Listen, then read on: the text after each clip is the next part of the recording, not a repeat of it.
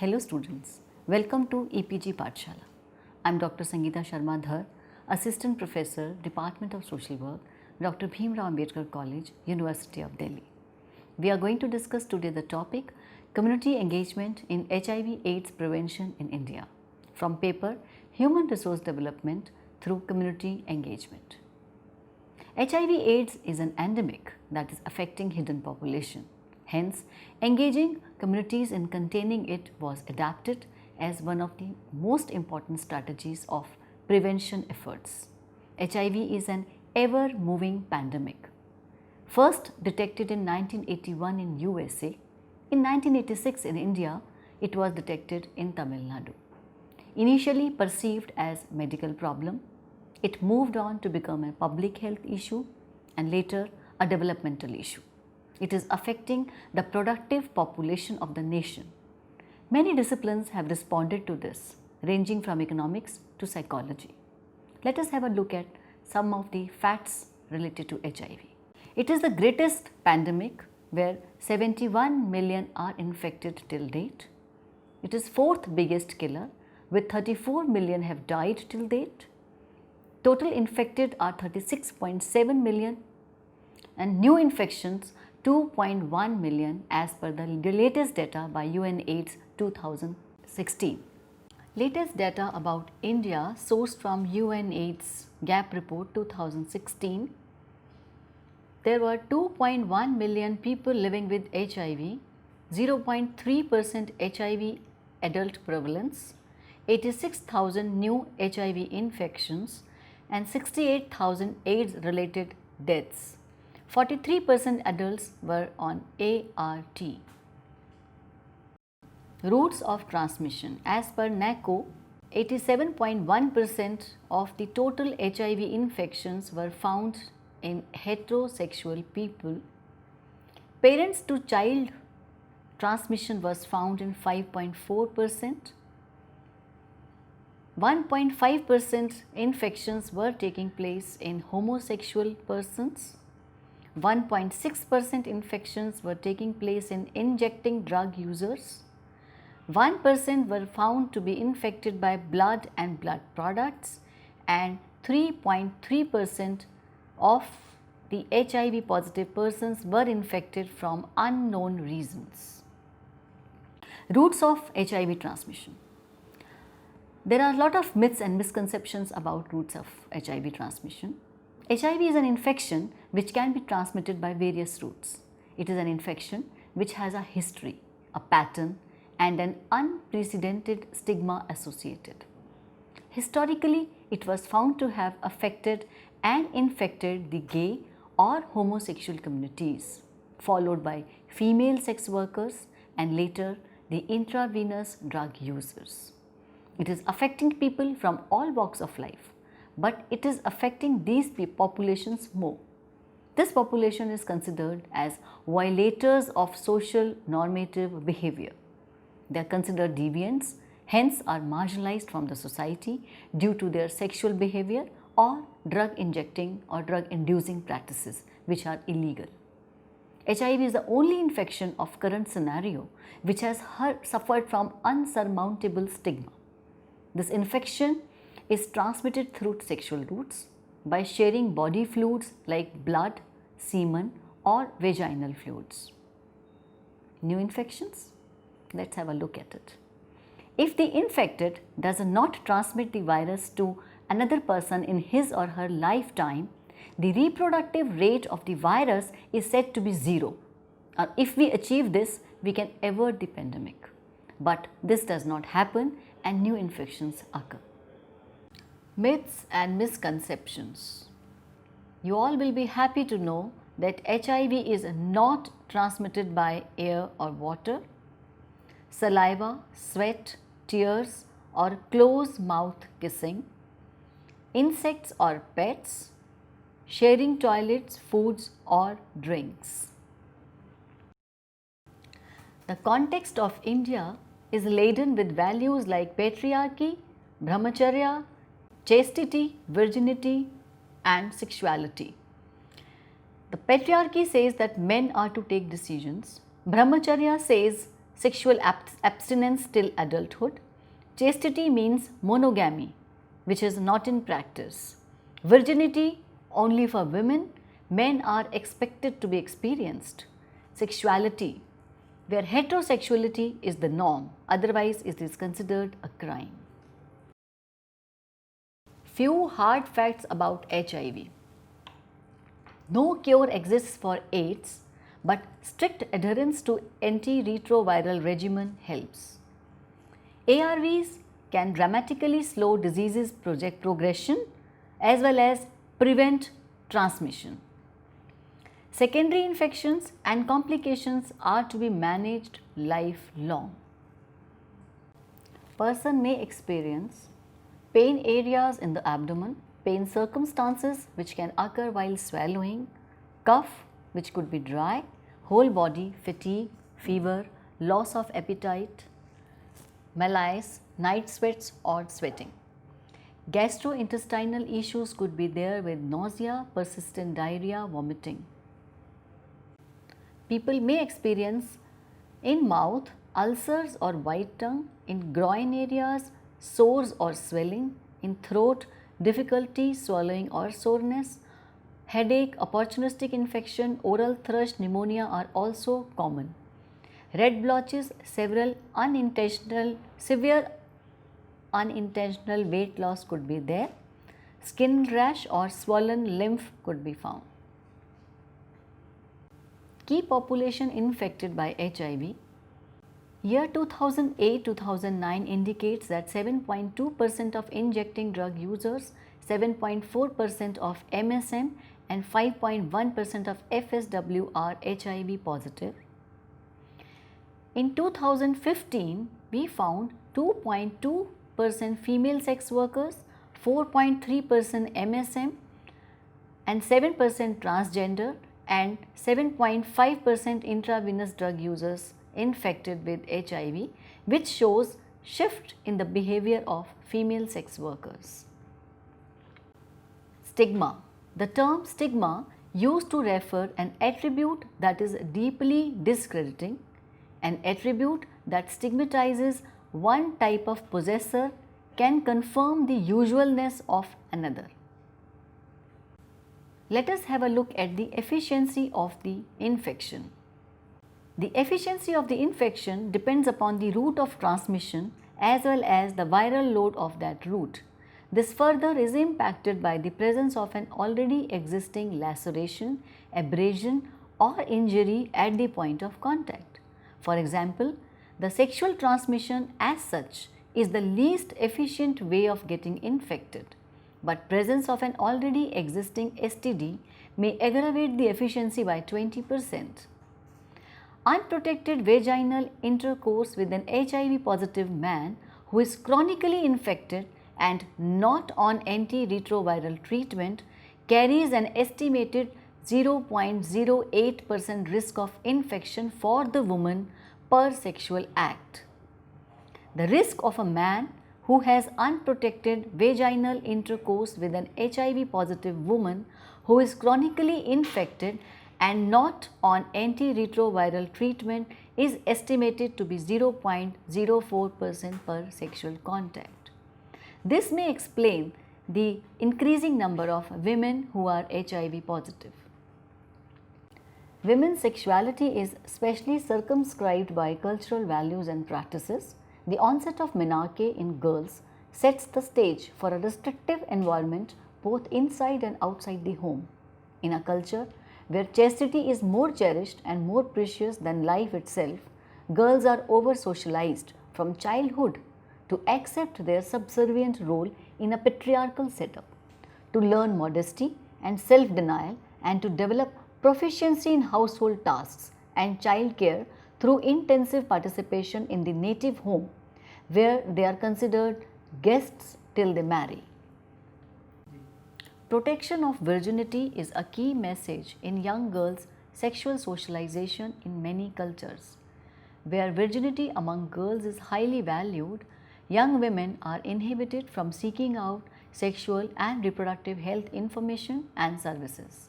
India, which is a land of multiple taboos on sexual behavior, propagates heterosexual relations. This is observed that socio-cultural milieu shapes the attitudes favoring the normative sexuality, but as the individual finds himself in contrast to what he or she believes to be normative, he develops a sense of shame around his behavior. The stigma, as identified by Herrick, is enacted, felt and internalized. The sense of personal responsibility for acquiring the infection leads to internalized stigma. Social construction of the disease. Every disease has a kind of social image which is ascribed to the person suffering from that disease. The stigma, which was associated with the groups, spilled over to the infection, leading to the situation where infection itself became a cause of stigma. Every disease has one or the other kind of social construction depending upon the way in which it is acquired and on the kind of persons acquiring it. Let's have a look at the key population infected by HIV. As per the latest estimates, 2.2% female sex workers, 4.3% men having sex with men, 7% transgender, 7.5% intravenous drug users are infected with HIV as per the estimates from 2007 to 2015. Stigma is the third epidemic. First being increasing HIV and second being ever increasing number of AIDS patients. The term stigma then will be used to refer to an attribute that is deeply discrediting. But it should be seen that a language of relationship, not attributes, is really needed. An attribute that stigmatizes one type of possessor can conform the usualness of another. This is given by Hoffman. This stigma has occurred because we have been believing in a just world society. This just world belief has led to the stigma. It is perceived for the society to be just and fair, and if some wrong treatment is meted out to some, stigma in case of AIDS resulting in discrimination, it is only because they might have behaved in certain way to have deserved this treatment, thus justifying the discriminatory behavior. Just world beliefs, wherein it is perceived for the society to be just and fair, and if some wrong treatment is meted out to some, stigma in case of AIDS resulting in discrimination for example, it is only because they might have behaved in certain way to have deserved this treatment, thus justifying the discriminatory behavior. As Brenda Du Bois has beautifully written about societal response to the victim while quoting Ryan, in contemporary society, blaming the victim is an ideology that emphasizes environmental causation rather than one that regards victim as inferior, genetically defective or morally unfit from birth. Although this interpretation considers environmental influences, sympathetic social scientists and liberal politicians explain that forces of circumstances have made people inferior. Thus, even when people consider the social circumstances of poverty, they blame victims for their lower status. Although problems and the resulting social stigma originate in external forces, people attributed causes to some defect in victims. For example, social change agents condemn the environmental effect of poverty, injustice and discrimination, and yet they ironically direct their efforts at changing victims. To quote Ryan, 1976, all this happens so smoothly that it seems downright rational. First, identify a social problem.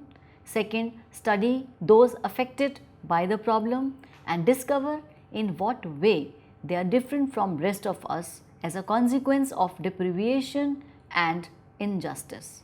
Third, define the difference as the case of the social problem itself. And finally, of course, assign a bureaucrat to invent a humanitarian action program to correct the differences. This was quoted from Du Bois B. Response to the discrimination. The natural response to the discriminatory behavior is cocooning and hiding the status from the society. Hidden population. Stigma makes the intervention very difficult as there is no symptom and cause is a private behavior of the person. Hence, this group is called hidden population. Reaching out to them is a challenge. Therefore, it is very important to engage the communities of these people in the prevention efforts. Community engagement. Community engagement can take many forms and partners can include organized groups, agencies, institutions or individuals. If we look at the continuum of community engagement, we see that HIV positive people are given care and support services. People who are having STD, TB, they are sent to ICTC Counseling Center for HIV test and linking them to the appropriate agencies. The people who are in high risk groups are being reached out through peers and stakeholders. And transmission prevention, supply of commodities like condom and needle and syringe as well as blood safeties are there for transmission prevention. Steps in involvement of communities in public health. Awareness generation. Number 2, removal of myths and misconceptions. Number 3, explanation of the behavior and the causes behind the homosexual behavior or IDUs and creation of workforce to identify the vulnerable persons. And number 4, creating a task force of community volunteers. Number 5, major thrust on counseling. Number 6, accessing vulnerability. Number 7, behavior change. Number 8, use of information, education and communication. Now let us have a look at the government response to HIV/AIDS. Establishment of National AIDS Control Organization. National AIDS Control Policy 1, 2, 3 and 4 have been the responses of the government to HIV prevention efforts. Government response to HIV. NACP 4 had 2 objectives. Reduce new infections by 50% of the 2007 baseline of NACP 3 and provide comprehensive care and support to all persons living with HIV and treatment services for all those who require it. Besides that, we have Link Worker Scheme. This scheme has been initiated keeping in view the needs of the rural community with special focus on HRG, that is high risk groups and highly vulnerable community. Next is blood safety. We are continuing with blood safety. All blood which is donated is screened for HIV. Separation of blood parts is being encouraged. Next is integrated counseling and testing centers. ICTCs are established across for HIV testing, pre-test and post-test counseling which is conducted on each patient and positive ones are registered for antiretroviral therapy. The next is the management of sexually transmitted diseases. AIDS control program has been linked with STI, that is sexually transmitted infection, and RTI, that is reproductive tract infections clinic services at district and teaching hospitals. STI clinics at targeted interventions along with links with the private preferred provider for community based STI is provided to high risk population. Information, education and communication, we are still continuing with this component. This focuses on behavior change with the aim of developing enabling environment and focuses on reducing stigma and discrimination attached with the infection. Condom is the most effective prophylaxis against HIV and scaling up of socially marketed condoms is taking place along with the distribution of condoms to identified high risk groups. If we look at the organizational structure of National AIDS Control Organization, it has NACO at the top with states AIDS control organizations at the base and then non-governmental organization at the grassroots level. The targeted intervention projects have a wonderful hierarchical structure with the project manager at the top who looks at the project and reports to the project director. He is supported by counselor and ANM as well as monitoring and evaluation officer. They are supported by further outreach workers. These are the outreach workers who go to the communities to deliver the services as well as the information. These outreach workers are supported by community volunteers who are from the communities, and so far as their voluntary services are concerned, they are paid a minimum honorarium. For the prevention of HIV, we are following 5 key strategies in most of the NACP programs, that is prevention, treatment, information, education, communication, strategic information management systems and institutional strengthening. Health belief model. We see that behavior change communication efforts by NACO are based in the health belief model, where a vulnerable person or an infected person is made to feel that a negative health condition, for example HIV, can be avoided. He or she has a positive expectation that by taking a recommended action like using of condom, health negative condition can be avoided. He believes that he can successfully take a recommended health action, that is comfortable and consistent use of condoms. The HBM was spelled out in terms of 4 constructs representing the perceived threat and net benefits. HBM was spelled out in terms of 4 constructs. Number 1, perceived susceptibility. The person feels that he or she could be infected with HIV if he or she is behaving in a certain risky way. Second is perceived severity. That is the efficiency of the infection and frequency of contact or episodes of risk may underline the severity or maybe the presence of an STD. Next is perceived benefits. That is benefits of taking an HIV test, using condom or harm reduction or ART. The next is perceived barriers.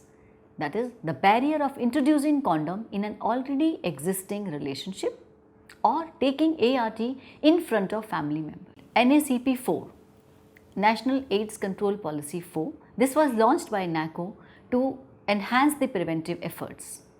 It was meant to intensify and consolidate preventive services and expanding IEC, that is information, education and communication. Comprehensive care, support and treatment and strengthening institutional capacities and strengthening strategic information management system was the core issues of NACP 4. Let us have a look at the community engagement in the context of HIV. There are pre-infection vulnerabilities. One needs to work around stigma and discrimination. One needs to work with internalized stigma and post-infection issues, physical and physiological, emotional or psychological. Let us see the summary. So, this module explains the pandemic of HIV in India. It has many complexities attached with the illness like negative social construction, stigma due to being a sexually transmitted infection. It is fatal and needs regular medication. Hence, the issue of stigma and disclosure leads to problem of non-adherence. This explains the HIV as an infection as well as a social issue due to rampant stigma associated with it. This is a result of negative social instruction due to marginalized people being the first target of the infection. This explains the reason of involving the communities of these people in reaching out to the hidden population for intervention purpose. National AIDS Control Organization, through its targeted intervention, has designed the intervention using the communities including the target population as well as the stakeholders who are in regular touch with the target population, hence are able to influence their behavior. Thank you.